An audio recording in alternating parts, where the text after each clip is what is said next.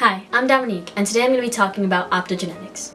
Optogenetics is defined as a technique in neuroscience in which genes for light-sensitive proteins are introduced into specific types of brain cells in order to monitor and control their activity using light signals. Now, light has been an extremely influential invention that has revolutionized much of the technology that we have today. We equate the act of having an idea to a light switching on in our heads, and it seems that relationship isn't so far-fetched now that we have the process of optogenetics. The simple act of turning on a light could soon change how we think and act. See, typically neurons would transmit action potentials throughout the body in order to generate any action. The things that would trigger the transmissions can range from chemical flares to hormonal responses. These are known as stimuli. When a stimulus activates a neuron, it causes special protein channels in the membrane to open. When these channels open, they let in certain ions, which in turn causes a small electrical signal to cascade down the cell. When the signal reaches the end of the cell, it will then activate the next cell until the final neuron is activated and the intended response is achieved. However, science has been developing a way to have shiny, flashy things such as lights create an action potential through two proteins known as halorhodopsin and channelrhodopsin. This protein will act as a stimulus when affected by light. Therefore, you can open up the ion channels to specifically targeted neurons